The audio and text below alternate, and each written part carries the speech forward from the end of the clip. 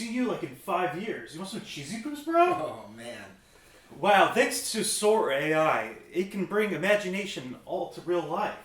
We haven't seen each other in so long, but now, because of the power of this AI generative platform, we can bring the Men with Tegridy podcast in person.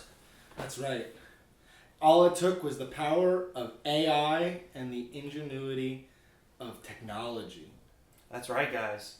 All right, so Men with Tegridy podcast coming to you in person for the first time of our existence. We're in all of your living rooms right now. Yeah, exactly.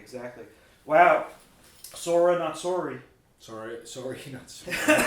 It's a hard one to say. Yeah. I love this episode. I thought this one, obviously I give every episode a high rating, but 10 out of 10. Again, 10 out of 10. 10 out of 10. One of the funniest episodes. So much succinct, great commentary.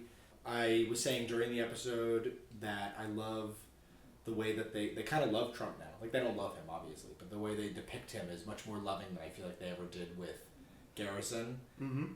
It's just the head animations are so goddamn funny. Every choice they make. The way that the JD Vance romance is actually like a compelling narrative now is kind of a funny concept. You could really feel their love. Yeah, right? I mean, they're pulling out Foreigner. Yeah, exactly. Foreigner okayed it. Foreigner won't okay playing at a Trump inauguration or his rally. Yeah, that. But they will for. They okayed it for South Park. Yeah, so that's kudos to them. I know Foreigner's got their. That'll live on forever on the internet. Amazing. Yeah, great episode. They took something and they built upon it, which I really like. So. Even though this is season 28, they're calling back to season 27, which we love when they call back to earlier seasons, am I right?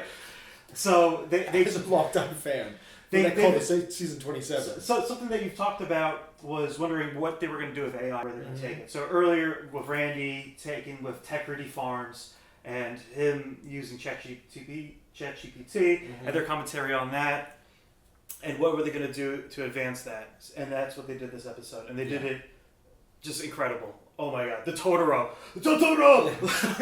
Holy cow. Everything with Totoro's lawyers coming in is so funny. And they really, they weren't going widely for Disney, but doing, who was it? It was Totoro, and there was another Disney-owned property that I was like... Bluey. Oh, Bluey. I was like, you are asking to get sued. And Bluey was the one thing that wasn't actually AI. Yeah. That's true. Yeah, I think the Bluey voice was actually an AI of the Bluey character from the show. So But it wasn't Sora generated in episode. Yeah. They were really in the courtroom. And I find it funny they didn't even deal with like South... I mean, I guess there was a level of South Park's AI generation with the whole... What's his name? The Peter Thiel. Peter Thiel is not my lover. I don't know what I was going to say that.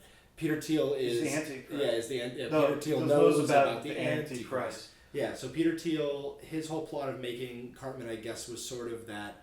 Their own commentary on how so much of their work has been kind of co-opted by AI that I'm constantly getting dog shit AI ads. Yeah, for South Park. I've mentioned how they've been using it for like other people's propaganda in an earlier episode of the podcast.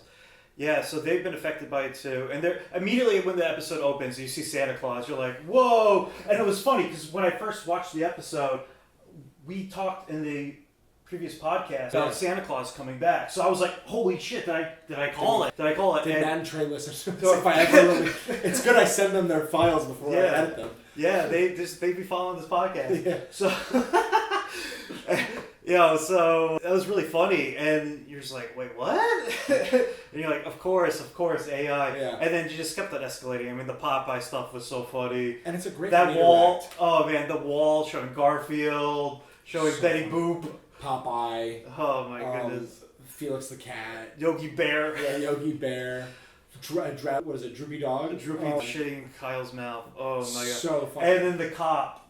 Whenever Harris. So funny. So funny. His stuff, what they do with him, you never know where it's going to go because he's so absurd of a character. But you also kind of do know sometimes. You're like, oh no, of course, he's the worst cop ever. I was watching it and I said, oh my god, he's going to sleep with a child. It's going to hard cut to him in bed smoking a cigarette. Yeah, with a kid. And George would go, you're under arrest, creep. But we don't know. I mean, he was Bullwinkle, he was Rocky, and it kind of cut away. I don't think we ever got that resolved. I feel like they edited it in the network was like, no, we're cutting it off right here. You guys are so crazy. Funny. Yeah, you get one sex scene, and it's with Trump and JD Vance. Don't push it, we'll do. And you can show that scene twice. Yes. Oh my god. From a different angle? The faces. Like, the attention to detail and the amount of energy. That's why it's 2 weeks, the episodes, because they have to find the perfect face. Well, and also even just all the details of the White House. Like, that's a new space that they're currently modeling every time they show it. And, like, even the hot tub is not just, like, blue construction paper. It's, like, it's these multi-layered textures. And every time, I think I'm noticing the seams, I'm catching their trick.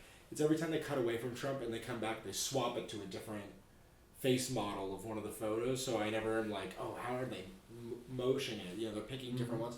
So funny, though. Some of the ones they have where he's with the big open eyes, the really, you know, he's questioning everything. So good. I absolutely love the Trump faces. I love the the Vance face with the tongue. The little... Oh, yeah, the baby tongue. Boss, you're the only one. It's so big, boss. It's so big, boss. It's so big.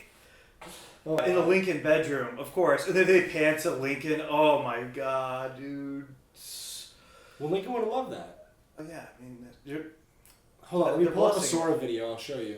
Oh, yeah. I asked Sora and it made the video. Talking about Sora, you want to pass me Cartman over there? Yes. We got Cartman's relationship with his mom in this episode, and we desperately needed that. I mean, we haven't had that in a moment. Yeah. I mean, there's a little bit with the 6-7 stuff, but like their interaction at the end of this episode. Oh my god, man, you had that I was chicken pop, the chicken man, respect my authority, cheesy pig.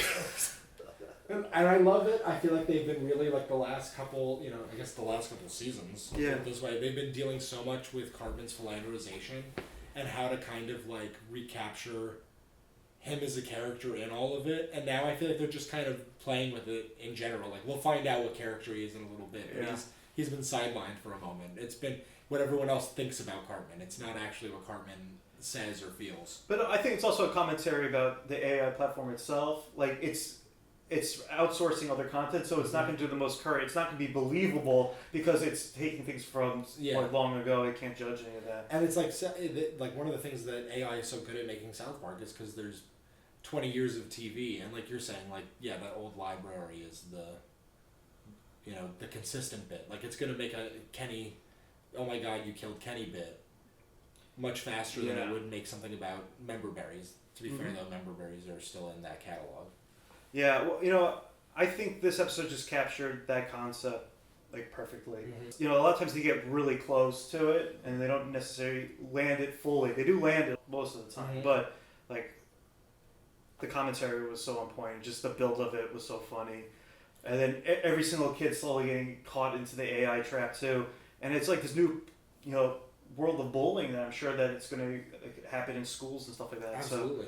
And that it's treated as AI porn, but it's also like this weird fetish shit with these cartoon characters that there's enough... And adults won't be able to tell the difference. Yeah, exactly. The police are about to start an investigation into a fictional character is like, yep, he would do that. Yeah. Like, I think it's a very good commentary on what's happening with AI right now. Yeah. And they're some of the artists who have been most... pushed by AI, but also I think in there they have this kind of like honest jab back and forth with AI being like, well, it is kind of funny. There is that bit of like, they're not even calling out, except for, like I said, I think that Peter Thiel making Cartman propaganda or Cartman, hiding away with that is kind of a commentary on like the whole crypto schemes that people did with South Park imagery, but I don't think it's a one-to-one necessarily. But I definitely think that the commentary of the idea when they're talking about Droopy Dog shitting in Kyle's mouth, and Stan says, okay, but it's pretty impressive though, right? Yeah. It's like, it is a real commentary on the whole medium that it is this. And also I like that it's this fun jab between AI and South Park, because it's like they profit and make, even currently, commentary about repurposing pop culture pretty one-to-one. Like Trump's imagery being used to literally show him having sex with JD's literal imagery. Yeah, there's a lot of depth to what they're doing, and there's layers to it, and you can talk about it in different, they're thinking about it in a lot of different ways of what they want to present. And to fit it in really tightly like that, it was just J.D. great. Vance's butthole. Like J.D. Vance's butthole. I think I've laughed harder in this episode than I have in a long time in South Park. Yeah. It was just like, I was just laughing throughout it. It was just so many funny bits. The Fox News stuff, again, So bringing funny. it back, is so funny. Oh my god. Oh my god, it's just... When it's outside. Because you know where it's going. You're like, of course it's going to be, I mean, like, what? They're actually believing this? And you're like, oh no, he's going to convince them. And the image of actual Trump on the screen, it is like with the buffed phone out. call. Yeah, on the phone call, he's like all buffed out onto the camera and the angle of it. All. wasn't me. It wasn't me, guys. I mean, yeah, I'm sure we're gonna hear that in the future with certain things that are coming out. Bubba. Oh man, yeah, we'll find out, and that's why you got to keep up with our podcast. This is the Men with Tegridy Podcast. Yeah. I'm Mushrooms on Pizza, And I'm Bino P. and we'll catch you on the next one. Mm-hmm. How many cheesy poofs? Well, we said 10 out of 10. Full box. Yeah, full box, just fully loaded box of cheesy poofs. One last thing, actually, they brought back the Butters Red relationship. Yes. And Which was the whole spur of the AI. Of the AI. So Yeah. yeah, call them That's back. revenge porn. Multi-season, layered, multi-faceted commentary. Satire's never been better. Yeah. Get your cheesy poofs at your local podcast stores. You can get cheesy poofs on Spotify. You can get cheesy poofs on Apple Podcasts. Wherever you find your podcast, cheesy poofs are available. Find cheesy poofs. There's podcasts. Yeah, and we're on YouTube. Like and subscribe, guys. Like and subscribe. Like and subscribe. Leave a comment. We're in person. I mean, or we're not. Or we're this Sora is generated. Sora generated. Sora generated, guys. So, sorry. Maybe we'll be back here for the next one. You'll see. Yeah.